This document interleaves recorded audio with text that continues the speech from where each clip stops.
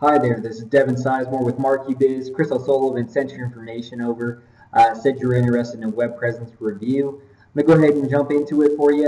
This video could be up to 10, maybe 15 minutes long. It's going to be very in-depth. It's going to go over your website, social media, search results, some things that we see that you're doing well, some areas that we see you could improve on.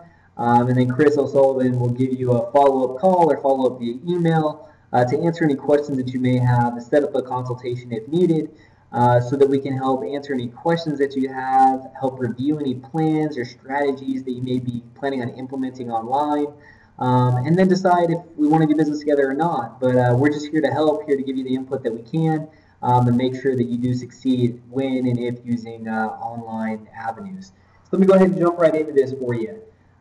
First thing first, we started with your website. We're going to give you this form. It's a website review sheet here.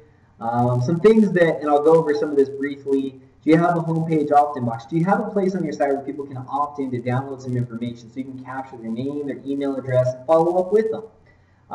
Movement on the homepage. Do you have something oomoving?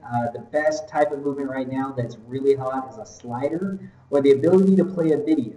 Phone number on the top right, policies in the footer, copyright, address, relevant content, optimization, links, blogs, photo of the building, Google Map, blah, blah, blah. Lots and lots of stuff. So you get a copy of this so you can kind of do a little check sheet kind of for yourself. So let me just go ahead and talk about some of it. First thing, great. You have your address, you have your phone number, and you have a contact link in the top. That is perfect. Great to see that. The first thing I'll say, though, about your front page is it's very, very busy. There's a lot of colors going on. You got blue, you got your reds are links, then you got a whole bunch of links here, and then you have a slider, which is great, with some action going on. Then if you scroll down, there's more links. So what I'd recommend on your homepage is really unifying the homepage to be about the facility services, the on-site services, the industries, the equipment, the specialties. 5 categories. 5 very unique slides, 5 very brief descriptions about what each of those mean, and then drive people into a landing page for that category. So if I click on facility services, from the home page, I should be taken to a page like this. Then on this page, you should talk about your services, which you do, and you have them listed here, you have them listed here, and then you scroll down and you have more. So that's great. Then if you click on machining, it should take you to a page on machining. So what you guys have going for you is you have a lot of content, some good pictures, and it's all broken up so it's really good to optimize. One thing you want to make sure, though, is you want to make sure every image you use on your site is optimized with one of your keywords, one of the words people are going to search when looking for you. For example, tooling and one together is actually, Google looks at that as one word, so that's not a key word. The same thing goes for your logo. I went ahead and looked at your logo, and the title is Logo Edge. And really, it should be Prime Machine with maybe even one additional keyword that you'd like to target. So you want to make sure all the images, or at least the good majority, we can't be perfect, but at least the good majority images on your website have that. Copyright, this tells me that your site hasn't been looked at in a little bit, so you want to make sure you get that updated as well. I love the contact page. Glad to see you have one. You have your phone number. You don't need your website on it. Email address. This is really hard. There's a reason you do this, because you don't want to get spammed. You don't want people coming here and spamming your email. But this is impossible for someone to highlight and do something with. They like to just copy and paste. And then the address is great, but there's no map embedded, so they can actually see where you're at. And then the last thing that I'd recommend is really you should have a form people can fill out. They can put their name, their email address in, hit send, and it'll come right to you. That's the #1 way for people to go ahead and send out some contact information to you. So that's what I'd recommend there. If we go ahead and look at the back end of your site, we can look at the keyword section. We can also look at the description section. Lots of different keywords going on here. So I think I pulled this for your home page. The one thing that I'd highly, highly recommend is every page needs to be fine-tuned to a very specific keyword. So if we go ahead and let's take your on-site services, and you're going to go with balancing, okay? So then if we go and we view the page source on balancing, we should see some keywords here. And what we find is we actually find an empty keyword section because the only thing it has in it is machine shop and machining.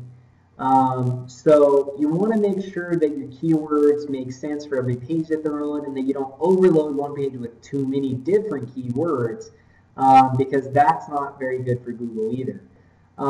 You guys have a lot of pages on your site. The biggest thing I would try to do is, it's good that you have pages, but you want to make sure you're not overwhelming people. You want them to come to the site and be able to feel comfortable finding the thing that they're looking for.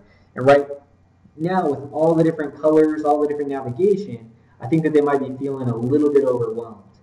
I also went and did a search and in a Google search, and I found this with the same logo. It's got the same address, I believe, as yours, 575-575, and it's got the same phone number. So I do see that you are trying to tackle two different things, it looks like maybe.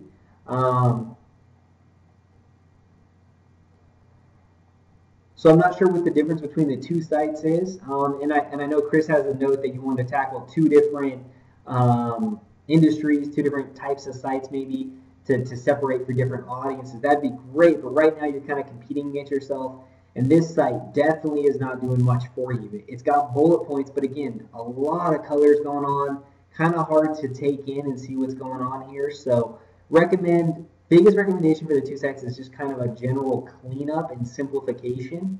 On the site, your about information is under company, which is great. Opportunities, safety manuals, site maps, galleries, that's all great. But if we go back here, you want to make sure you have a blog, you have a testimonials page.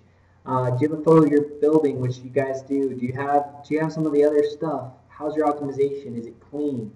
So overall, it's pretty good. There are a lot of things I see for improvement, but it just depends on what your goal is on the site. Are you trying to get people to opt in? Is this just for reference? Is it for sales reps? What's the point?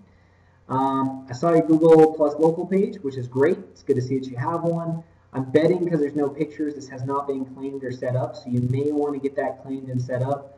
Also, I see that you have a street view here, and if we go ahead and look at that, it'll take a second to load here. If we go ahead and look at that, you can see that it's going to show me your company, and you can go ahead and look at your building. There's no way to go inside or anything. I'm not sure if that's something you don't want to show off, but you may consider doing a virtual tour where people could actually click some arrows here and they could walk into your building, check out what you guys got going on.